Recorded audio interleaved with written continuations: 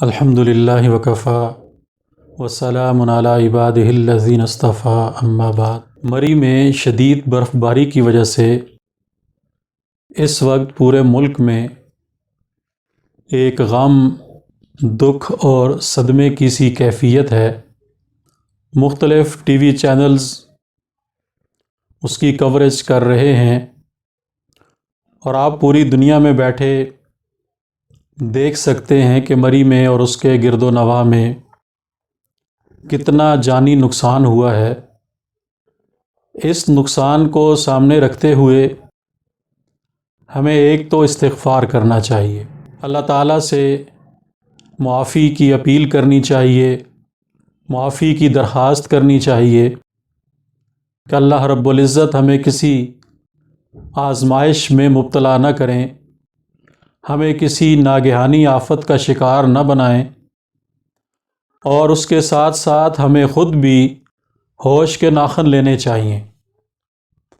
ہمارے یہاں المیہ یہ ہے کہ بھیڑ چال ہے، ایک بھیڑ جدھر کو رخ کرتی ہے ساری بھیڑیں ادھر ہی کو مڑ جاتی ہیں۔ کیا پاکستان میں مری میں پہلی دفعہ برف باری ہوئی کہ پورا ملک امڑ آیا مری کی طرف؟ یا ہم نے زندگی میں کبھی برف باری دیکھی نہیں؟ اور اس سے پہلے بھی کئی دفعہ مری میں ایسے ہو چکا ہے کہ سنو فال کے موقع پر ٹریفک کا مسئلہ بنا، گاڑیاں بہت زیادہ مری میں داخل ہو گئیں، پارکنگ کی جگہ نہیں تھی،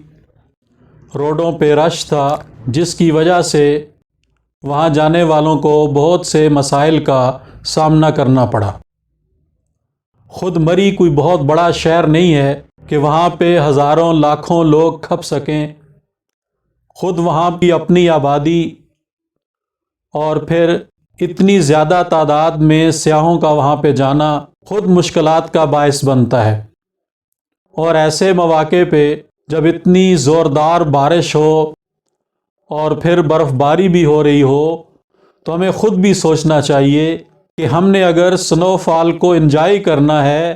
تو خود جائیں، اپنی فیملیز کو، اپنے گھر والوں کو، عورتوں کو، بچوں کو ساتھ لے کر نہ جائیں۔ لیکن مصیبت یہ ہے کہ ہم گاڑیاں بھر بھر کے وہاں جاتے ہیں، وہاں کے رہنے والے لوگوں کے لیے بھی مسائل اور خود اپنے لیے بھی مسائل بنتے ہیں۔ اب اس وقت کی جو صورتحال ہے، آپ نے دیکھا ہوگا کہ گاڑیاں برف میں دبی ہوئی ہیں اور کوئی ذریعہ نہیں ان گاڑیوں کو وہاں سے نکالنے کا، اور جو لوگ گاڑیوں میں بیٹھے ہوئے ہیں وہ اپنی زندگی اور موت سے کھیل رہے ہیں، اور کتنے ہی لوگ اپنی جان کی بازی ہار چکے ہیں۔ اس وقت تک کی جو اطلاعات ہیں وہ تو صرف مری کی ہیں، مری سے آگے کے علاقے اور مری سے لے کے اس طرف نتھیا گلی تک جتنی برف باری ہوئی ہے،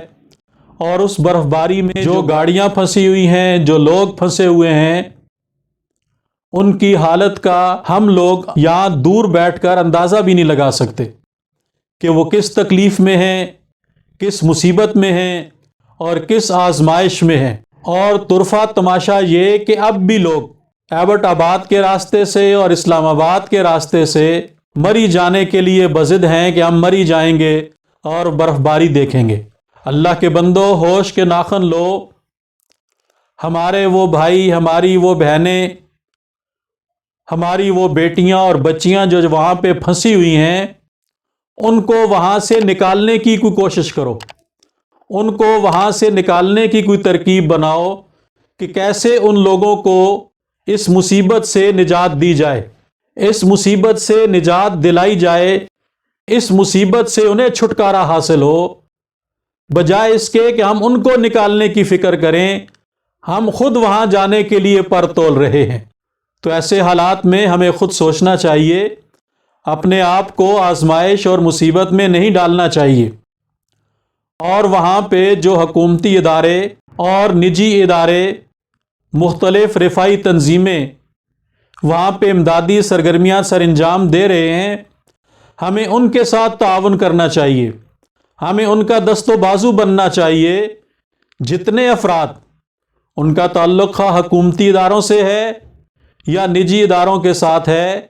یا رفائی تنظیموں کے ساتھ ہے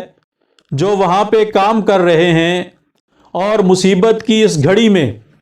لوگوں کے کام آ رہے ہیں، ہمیں ان کے ساتھ تعاون کرنا چاہیے، ان کے لیے دعاگو رہنا چاہیے، اور ہمیں خود بھی اس بات کی فکر ہونی چاہیے، اس کا خیال رکھنا چاہیے، اس کی احتیاط کرنی چاہیے کہ ساری قوم ایک ہی طرف کا رخ نہ کر لے۔ یہ کوئی پہلا واقعہ نہیں ہے، ایسے کئی واقعات پہلے بھی ہو چکے ہیں، لیکن ہم ایک ایسی بے عقلی قوم ہیں کہ ہم ہوش کے ناخن نہیں لیتے اور ہم ان چیزوں سے عبرت حاصل نہیں کرتے۔ اب آپ دیکھیں کہ خود مری کے رہنے والے لوگوں پہ کیا گزر رہی ہے، کتنی ٹھنڈ ہے، کتنی بارش ہے، کتنی برف باری ہے، اور مری تو چونکہ ایک مشہور جگہ ہے، ہر ایک کی زبان پہ مری کا نام ہے، مری سے آگے کتنے علاقے ہیں، اور آپ اگر اسلام آباد سے مری کی طرف جائیں تو وہاں سے لے کے ایبٹ آباد کے قریب تک کے جو علاقے ہیں وہ سارے برف کی زد میں آئے ہوئے ہیں، اور وہاں پہ لوگ پھنسے ہوئے ہیں، پانی تک کسی کو میسر نہیں ہے، کھانے کی چیزیں تو دور کی بات، اور مقامی آبادی بھی کوئی اتنے امیر لوگ نہیں ہیں کہ انہوں نے گھروں میں چیزیں سٹور کر رکھی ہیں، غریب آبادی ہے، ہر ایک کے گھر میں اپنی ضرورت کی چیز ہی ہے، وہ اگر ذاتی طور پر بھی کسی کی مدد کریں گے تو آخر کتنی مدد کریں گے، ان کے گھروں میں بھی اگر کوئی غذائی چیزیں موجود ہیں تو کتنی ہوں گی۔ تو ہمیں اس بات کی فکر کرنی چاہیے، اس بات کا خیال کرنا چاہیے، جب بھی ایسا موسم آئے تو احتیاط ضرور کریں، اپنا خیال رکھیں، اپنے بچوں کا خیال رکھیں، اپنے گھر والوں کا خیال رکھیں، یہ نہیں کہ سبھی موت کے منہ میں چھلانگ لگا دیں۔ اس لیے میری ایک دفعہ پھر آپ سب سے یہ گزارش ہے، جتنے احباب تک میری یہ آواز پہنچ رہی ہے کہ ایسے مواقع پہ بہت خیال کرنا چاہیے اور ایسی جگہوں پہ جانے سے پہلے 100 دفعہ سوچنا چاہیے۔ یہ ساری زندگی ہم نے گھومنے پھرنے کی نظر کر دی، اور آپ دیکھیں کہ اب بھی جو لوگ پھنسے ہوئے ہیں زیادہ تر لوگ ہمارے صوبے کے PK کے ہیں، اور پھر اس سے زیادہ لوگ جو ہیں وہ پنجاب کے لوگ ہیں، اور ہر سال ہی آتے ہیں۔ تو یہ جو سیر سپاٹے کو ہم نے اپنی عادت بنا لیا ہے، اس عادت کو ترک کرنا چاہیے۔ گھومیں پھریں، اللہ کی زمین ہے، اللہ کی نعمتیں ہیں، ان کو دیکھیں، لیکن اس کے ساتھ ساتھ اپنا خیال بھی رکھیں۔